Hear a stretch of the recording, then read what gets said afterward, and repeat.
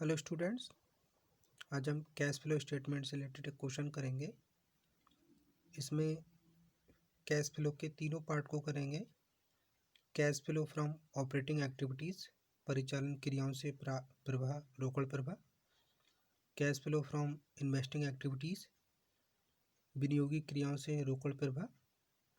Cash flow from financing activities, वित्तीय क्रियाओं से रोकड़ प्रवाह। तो इस क्वेश्चन में हमें इसके तीनों पार्ट करने हैं।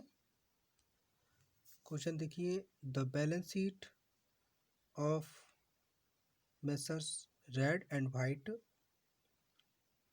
as on 31st March 2003 and 31st March 2004 were as under। तो यहाँ क्वेश्चन में मेसर्स रेड एंड वाइट के 2 साल के बैलेंस शीट के डिटेल दे रखी है, जिसमें करंट ईयर प्रीवियस के अकॉर्डिंग हम इसको सॉल्व करेंगे। तो हम देख रहे हैं लायबिलिटी साइड में creditors, Mrs Whites loan from a bank, capital. Asset side में cash, debtor, stock, machinery, land, building. नीचे बता रहे हैं कि during the year a machine costing ₹10,000, total depreciation written of ₹3,000 was sold for ₹5,000। यहाँ वर्ष में 10,000 की कॉस्ट की एक मशीन को, जिस पर 3,000 रुपये का डेप्रिसिएशन था, उसको 5,000 रुपये में बेच दिया। The provision for depreciation against machinery account as on 31st March 2003 was ₹25,000 and 31st March 2004 ₹40,000। तो यहाँ मशीन खाते में हमने हिरास का आयोजन 31 मार्च 2003 को 25,000 रुपये और 31 मार्च 2004 को 40,000 रुपये था। Net profit for the year 2003-2004 amounted to ₹45,000। तो यहाँ वर्ष 2003 और 2004 का जो नेट प्रॉफिट शुद्ध लाभ था 45,000 रुपये था। प्रिपेयर कैश फ्लो स्टेटमेंट, तो हमें यहाँ पर कैश फ्लो स्टेटमेंट प्रिपेयर करना है। यहाँ लिख लेते हैं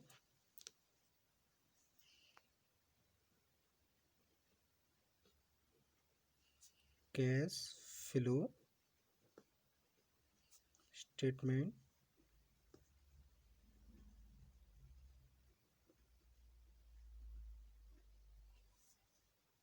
फॉर द ईयर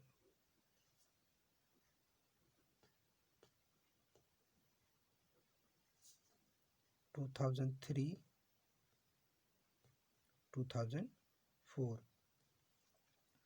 तो सबसे पहले हम इसमें इसके तीनों पार्ट में फर्स्ट पार्ट करेंगे, cash flow from operating activities.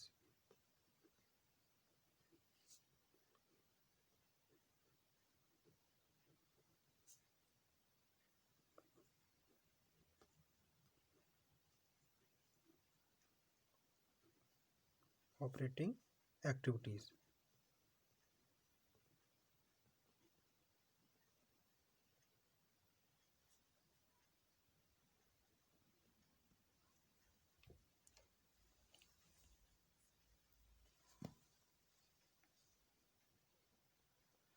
तो देखिए cash flow from operating activities में सबसे पहले हम नेट प्रॉफिट लेते हैं। Net profit before tax and extra ordinary items लिख लेते हैं।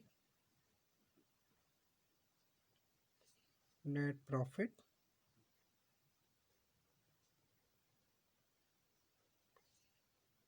Before tax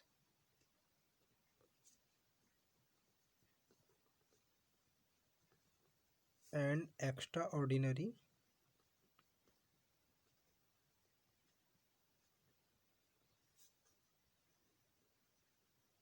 items.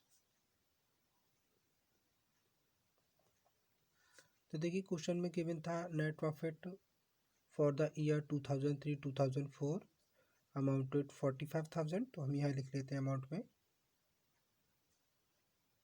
45,000।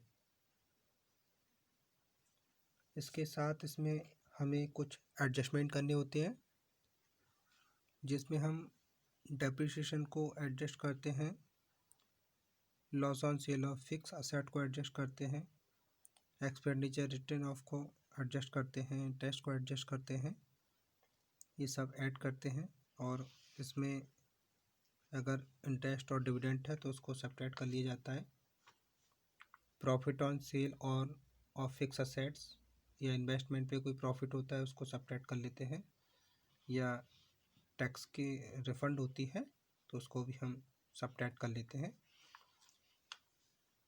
Depreciation profit and loss में जो अमाउंट डेप्रिसिएशन के नाम पे डेबिट होता है वह नेट प्रॉफिट में ऐड होता है, क्योंकि डेप्रिसिएशन के लिए कैश में पेमेंट नहीं किया जाता। स्थायी संपत्ति या विनियोग की बिक्री पर जो हानि होती है तो ये लावानी खाते में डेबिट होता है, क्योंकि इससे भी रोकड़ भुगतान नहीं होता और ना ही ये कोई व्यावसायिक हानि होती है, इसलिए हम इसे ऐड कर लेते हैं। इसके साथ ही जैसे प्रिलिमिनरी एक्सपेंसेस हुए, या discount on issue of share और डिवेंचर, गुडविल, पेटेंट या कोई और कैपिटल एक्सपेंडिचर जो पिछले साल होता है प्रीवियस ईयर में और लावानी खाते में डेबिट करके अगर राइटन ऑफ किया गया है तो उसे भी हम नेट प्रॉफिट में ऐड कर लेते हैं। तो हम एडजस्टमेंट करेंगे।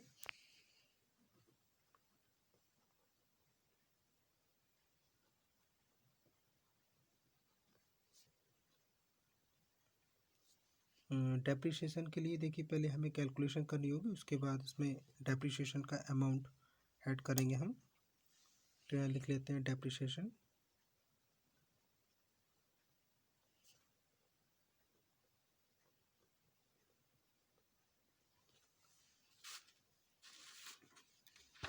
इससे पहले हम इसके लिए कैलकुलेशन कर लेते हैं।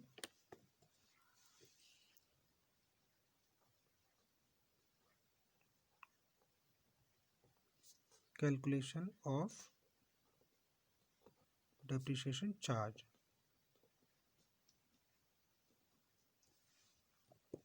तो पहले हम टोटल डेप्रिसिएशन देखते हैं प्रीवियस ईयर में। Total dep up to 31 March 2003। Question में था depreciation against machinery account as on 31 March 25,000।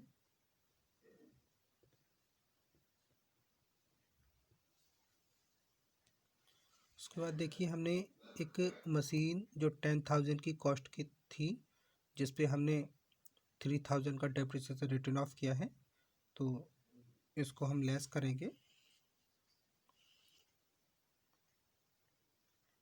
Less depreciation on machine sold.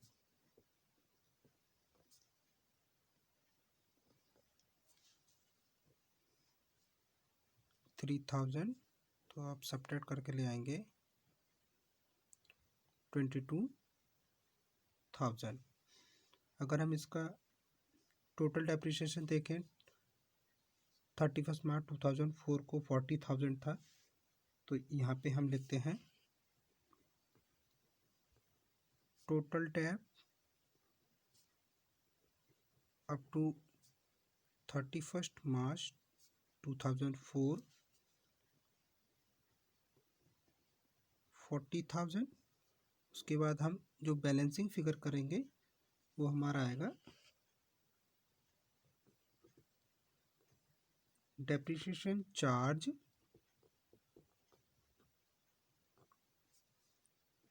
This year, मतलब जो करंट ईयर में है। ये जो अमाउंट है वो बैलेंसिंग फिगर करके आएगा।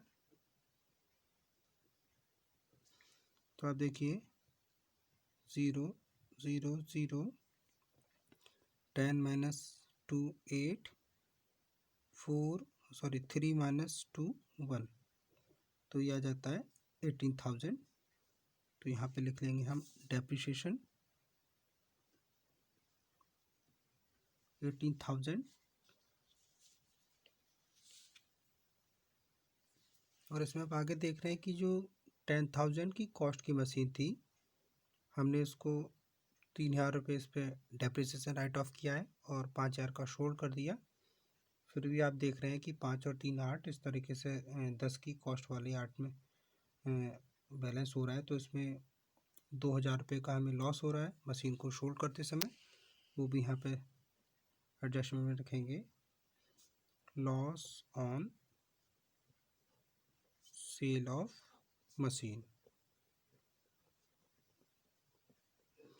तो यहाँ पे हम अमाउंट ले लेंगे 2,000 रुपये। उसके बाद और कोई आइटम नहीं है, यहाँ इसका टोटल कर लेंगे।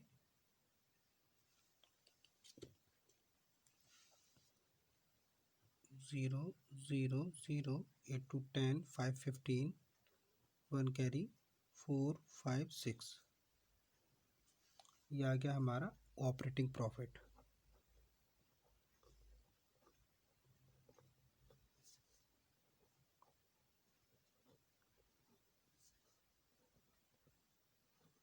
Before working capital changes.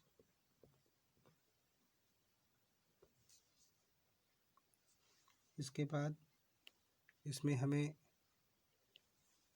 Adjustment करने होंगे,